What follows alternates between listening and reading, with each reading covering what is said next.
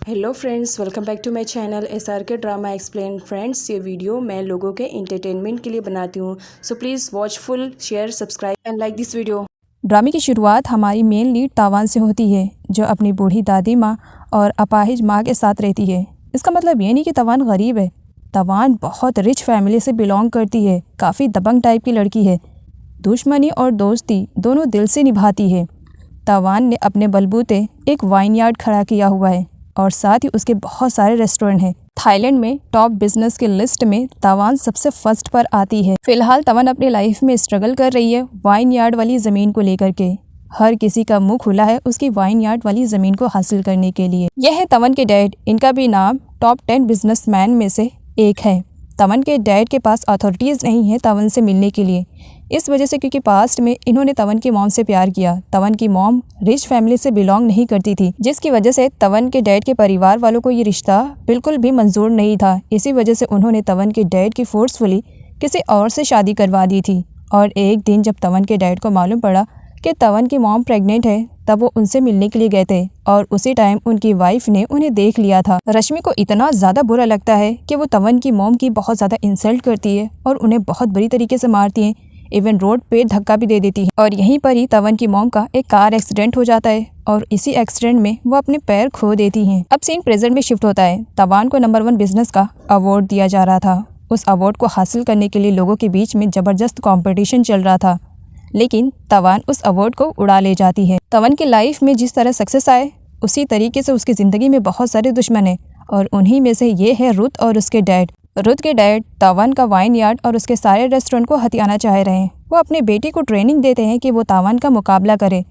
रुत वैसे तो हैंडसम पर्सनैलिटी का मालिक है, विलन के रोल में है, लेकिन यहाँ पर दिखाया जाता है वो तवान से डरता है। रुत के डैड तवान को हर्ट करने के लिए कहते हैं। रुत डरते हुए अपने डैड से कहता है कि वो साइको लड़की ज़रा सी बात पर गन निकाल लेती है और काफ़ी स्टंटबाज है, बहुत बुरी तरीके से मारती है। तब रुत के डैड रुत को देखते हुए कहते हैं, कभी कभी मुझे डाउट होता है, तुम सच में मेरे ही बेटे हो ना।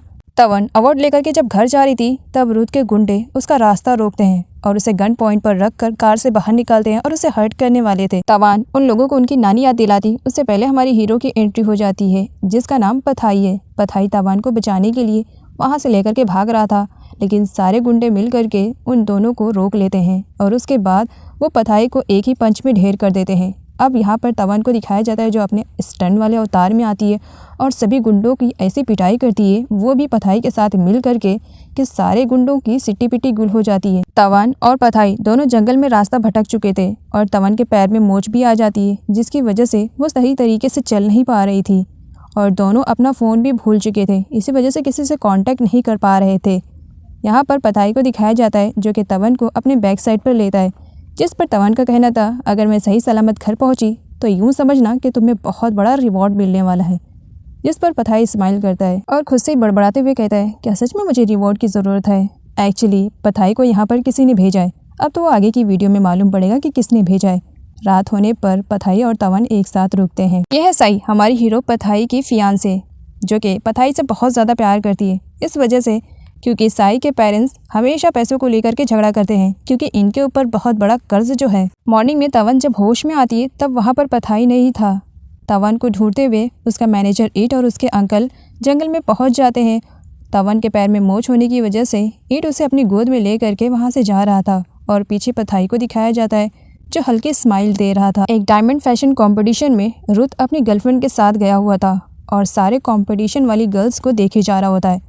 उसकी नज़रें तो एक लड़की पर टिक जाती है और वो थी साई। वो साई को हेलो बोलता है और बस देखते ही रह जाता है कि कितनी ज़्यादा खूबसूरत दिखाई दे रही है।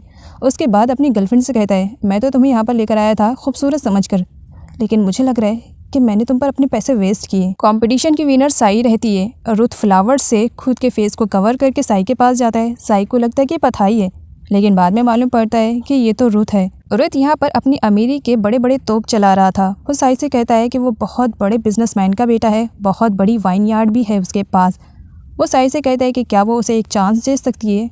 साई मना कर देती है। तवान की दादी माँ तवान के आते ही पूछने लगती हैं कि आखिर किसकी वजह से ये सब कुछ हुआ है, वो उसे बता दे। जिस पर तवान की मॉम का कहना था कि मॉम अभी तो तवान आई हुई है, बाद में पूछताछ कर लेंगे, अभी रेस्ट करने देते हैं। तवान की मॉम को मालूम है कि तवान अपनी लाइफ में बहुत ज़्यादा स्ट्रगल कर रही है उस वाइन यार्ड वाली ज़मीन को लेकर के।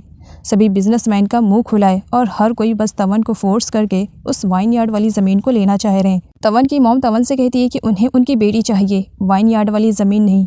तो वहीं पर तवन का कहना था, मॉम वो मेरी ज़मीन है और मैं उसे किसी को भी लेने नहीं दूंगी। रश्मि को जब मालूम पड़ा कि तवन के डैड तवन के लाइफ में वापस जाना चाह रहे हैं, तब उसे बहुत ही ज़्यादा बुरा लगता है और वो तो तवन के डैड को बस वार्निंग दे करके चली जाती है। आगे पथाई को दिखाया जाता है। तवन के डैड के ही कहने पर पथाई तवन के पास गया हुआ था और उसकी फुल जासूसी कर रहा था। पथाई आखिर जानना चाह रहा था कि वो तवन की जासूसी उससे क्यों करवा रहे हैं। जब यहाँ पर उसे मालूम पड़ता है कि तवन उनकी ही बेटी है, तो वो शॉक में था।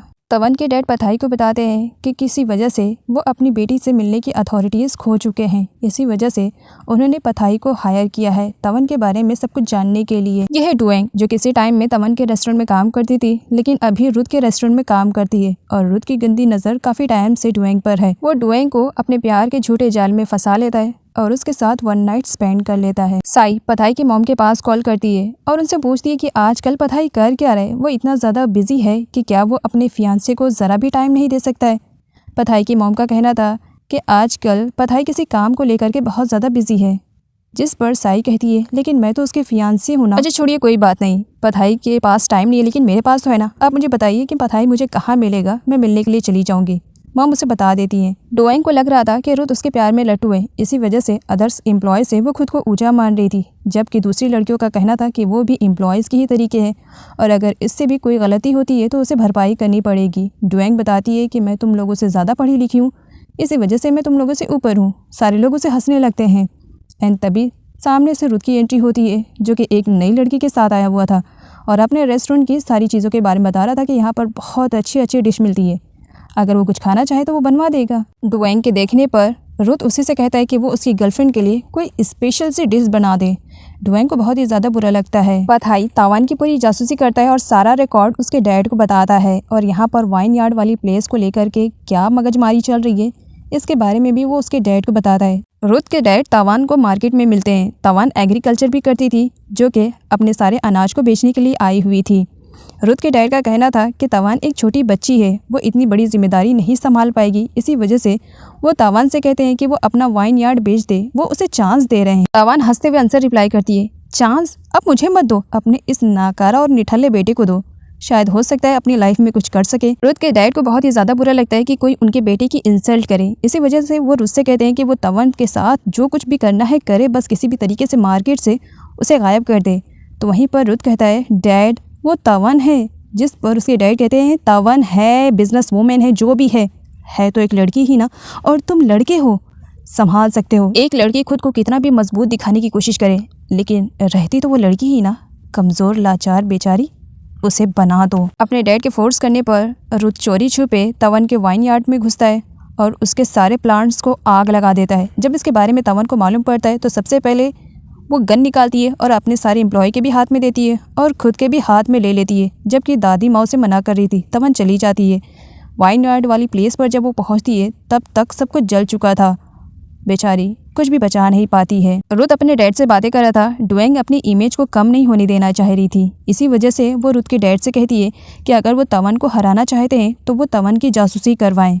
और यहाँ पर वो बताती है कि वो तावान के रेस्टोरेंट में पहले भी काम कर चुकी है, तो वो तावान की जासूसी कर सकती है। रुथ के डैड को आइडिया पसंद आता है। तावान की ग्रैंड मदर बहुत ज़्यादा परेशान थी कि वाइन यार्ड में आग लगने की वजह से उन्हें बहुत बड़ा नुकसान का सामना करना पड़ रहा है, जिस पर तावान अपने एम्प्लॉय से सारा रिकॉर्ड लेती है और मालूम पड़ता है कि लास्ट ईयर उनके वाइन यार्ड से उन्हें बहुत सारा प्रॉफिट मिला था। उस प्रॉफिट से इस नुकसान की भरपाई वो कर सकते हैं, लेकिन बहुत ज़्यादा मेहनत करना पड़ेगा। तावान मेहनत के लिए तैयार हो जाती है। पथाई को एक नोटिस बोर्ड के थ्रू मालूम पड़ता है कि तावान को एक सेल्स मैनेजर की ज़रूरत है और पथाई तावान के घर में एंट्री लेना चाह रहा था और यही रास्ता उसे सही लगता है, इसी वजह से वो सेल्स मैनेजर के जॉब के इंटरव्यू के लिए आ जाता है।